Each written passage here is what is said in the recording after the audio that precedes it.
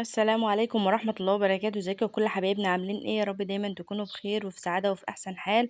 قبل ما نبدأ الفيديو كله صلى على النبي. هنعمل معاكم النهاردة كيكة كده سهلة وبسيطة ومقاديرها موجودة في كل بيت. لو عندك كيس من الجيلي وكيس من البيكنج باودر يبقى هتعملي معانا احلى كيكة ممكن تجربيها.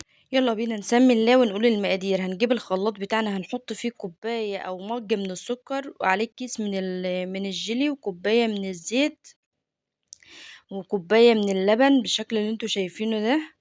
هبدأ ان انا اخلطه كويس في الخلاط، هيبقى عندي بالقوام ده. هاخد منه كوباية، هاخد من الصوص او الخليط بتاعي كوباية واركنها على جنب. هتشوف في الاخر انا هعمل فيها ايه. هنا بقية المكونات بقى بتاعتي. هضيف 3 بيضات، وهضيف عليهم 2 باكت من الفانيليا او معلقة من الفانيليا السايلة، وهضيف عليهم ربع كوباية من اللبن، وهنا بقى كوبايتين من الدقيق طبعا منقولين كويس، وضفت عليهم باكت البيكنج باودر. هنزل عليهم بقى بالخليط بتاعي اللي انا ضربته في الخلاط، هنزل بيه على الدقيق بالشكل اللي انتوا شايفينه ده.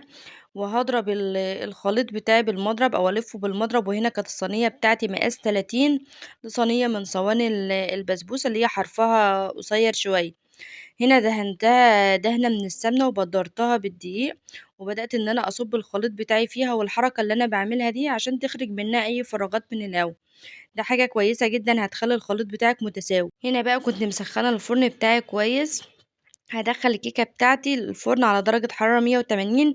خدت معايا بالضبط حوالي عن 30 دقيقة. جهّز بقى معاكم الكريمة بتاعتي اللي هي عبارة عن كوباية من الكريمة الخام، عليه كوباية من اللبن المتلج، عليه معلقة من اللبن البودرة، ودي بتفرق معاكِ في الطعم جدًا. جرّبيها بس بالطريقة دي وإن شاء الله هتدعي.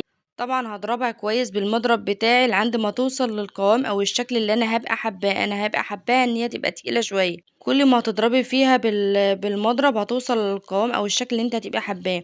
هنا كانت الكيكة بتاعتي خدت بالضبط في الفرن حوالي عن 30 دقيقة، وسبتها لعند ما بردت. وبعدين نزلت عليها بخليط الكريمة بتاعي. هابدأ إن أنا أسوي الوش بالشكل اللي أنتم شايفينه ده. هاسوي فيها بقى كويس بالشكل اللي يعجبك.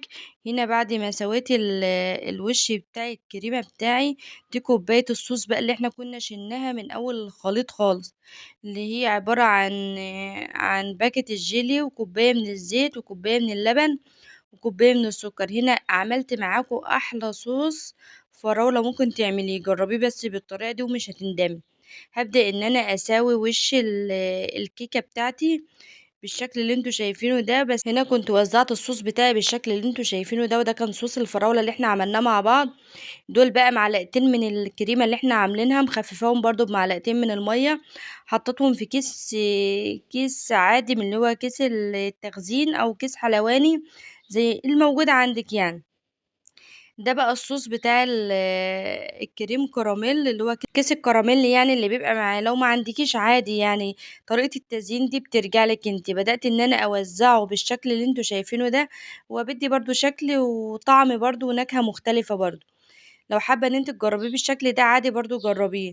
هبدأ ان انا اجيب خلة، وهامشي برضو يعني مرة رايحة ومرة جاية بالشكل اللي انتوا شايفينه ده لعند ما تديني الشكل الجمالي اللي انتوا شايفينه معايا ده. ايه رأيكم بقى في الشكل بتاعنا؟ ما شاء الله طعمها يعني كان حكاية. ده كان الشكل النهائي بتاعها. هبدأ ان انا ادخلها بقى التلاجة بتاعتي حوالي عن ساعتين لعند ما الوش بتاعي يتماسك، وبعد كده هقطعها معاكم. هنا بعد مرور ساعتين بالظبط بدأت ان انا اوريلكم شكل التقطيع بتاعها. ما شاء الله الكيكة دي هتنفع معاكي للمناسبات واعياد الميلاد، وطريقتها سهلة وبسيطة، ومقاديرها موجودة عادي في كل بيت. كيكة الجيلي دي او تورتة الجيلي او جاتو الجيلي حاجة تشرفك كده قدام ضيوفك، وتشرفك في اي مناسبة انت عاملاها. حاجة كده ما شاء الله، شكل وطعم ما شاء الله يعني عليها، حاجة كده يعني تشرف. لو وصلنا بقى لعندي هنا من الفيديو يا ريت ما تنسونيش باللايك الجميل بتاعكم، وقولوا لي رأيكم في التعليقات. ولو لسه مش اشتركتيش اشتركي وفعلي الجرس عشان يوصلك